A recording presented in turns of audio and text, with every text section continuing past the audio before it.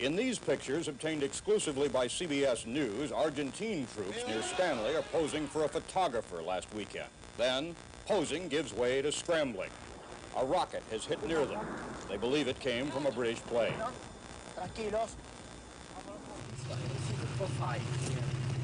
They use only this. Officials of the International Red Cross were in Stanley in the war's final days, seeking to minimize carnage among civilians.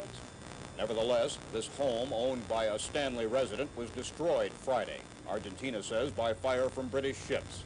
2 civilians died. As the British prepared for the final assault, Argentine wounded were evacuated from Stanley. The final battleground outside the town offered little cover for troops. British artillery was effective, cratering the landscape so thoroughly that the defenders had to disperse ammunition and other supplies. This army depot fell prey to a British helicopter assault. Distant islands in the South Atlantic, young men are fighting for Britain. And yes, voices have been raised protesting their sacrifice for lumps of rock and earth so far away. But those young men aren't fighting for mere real estate. They fight for a cause, for the belief that armed aggression must not be allowed to succeed, and the people must participate in the decisions of government.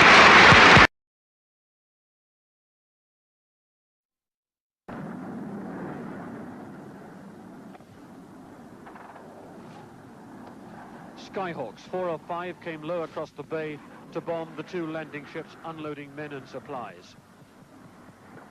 Although missiles were fired, proper air defenses hadn't yet been installed. One of the ships, the Galahad, burst into flames immediately. Then the first signs of a fire aboard St. Tristram nearby.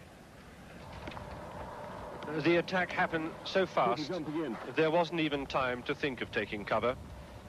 And as the ships were hit, many men aboard hadn't even time to pull on their anti-burn masks to save themselves from the heat flash as the bombs exploded. The 2 landing ships, the Galahad and Sir Tristram, were bombed within 200 yards of each other as they were unloading supplies of ammunition and of men. They were in a narrow estuary at Fitzroy, leading off from Bluff Cove. The men had come to join the rest of their brigade here at Fitzroy, only 7 miles from Stanley. Sir Galahad had anchored only a few hours before, and the men were waiting for landing craft to come and get them. 1 hour later, and most of the men would have been safely ashore in their trenches.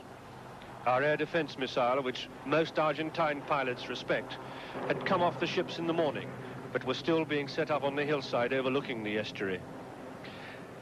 Had the Argentine planes come just that 1 hour later, Rapier would have been ready for them. The bombs hit Sir Galahad aft through the engine room and accommodation sections.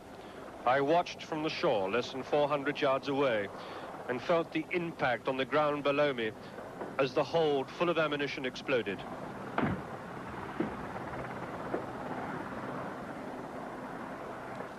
Many were brought ashore with dreadful burns.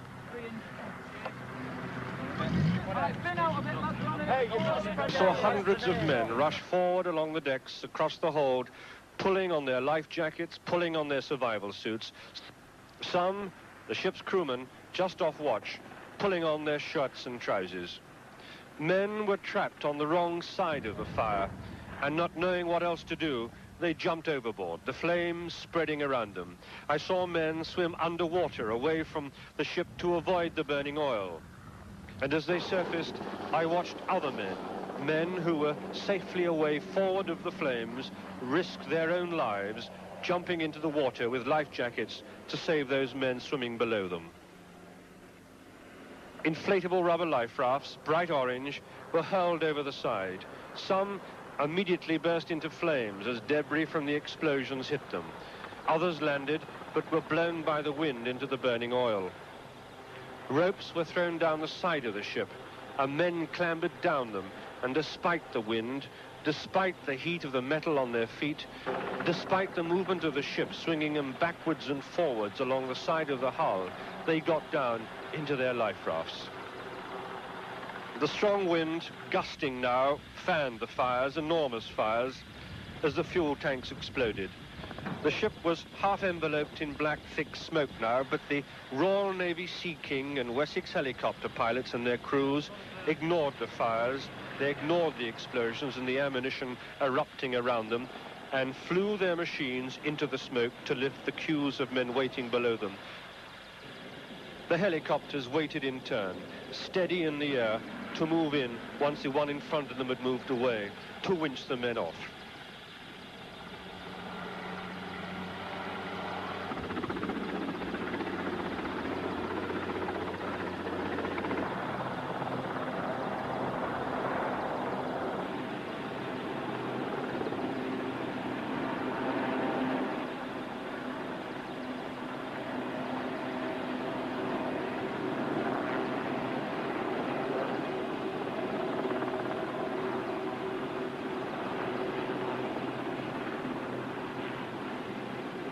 I watched one pilot steer his machine slowly and deliberately into the black air and hover, completely blinded, enveloped in the smoke. And then we saw his crewman winching down a line to pick a man out of the sea. 3 times that winchman went down, and 3 times he brought men up into the blackness that covered his helicopter.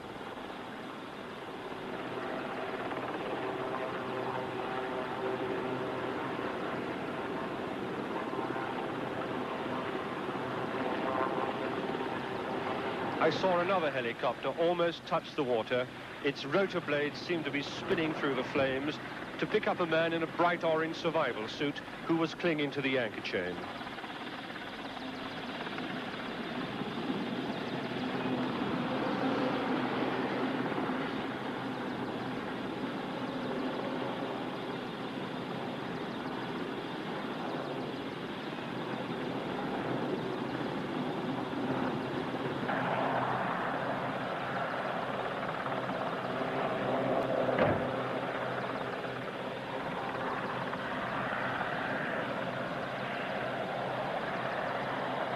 Lifeboats were launched from Sir Tristram, the other ship, whose crew seemed to be containing their fire, and these boats, under power, began taking some of the rubber life craft in tow.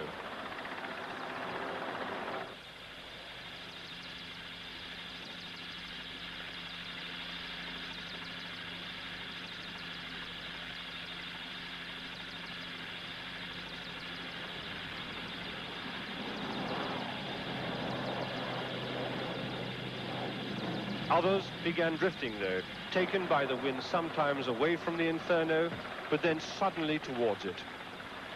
Pilots in the helicopters saw this, and immediately 4 of them took their machines to the rear of the ship by the flames, came down low, and using the downdraft of their rotor blades, slowly began to push the rubber dinghies away. And slowly, yard by yard, each helicopter taking care of one dinghy full of men, they pushed them safely onto the beach. There was much heroism at Fitzroy, but this single tribute must be paid to the helicopter pilots and their winchmen who saved so many.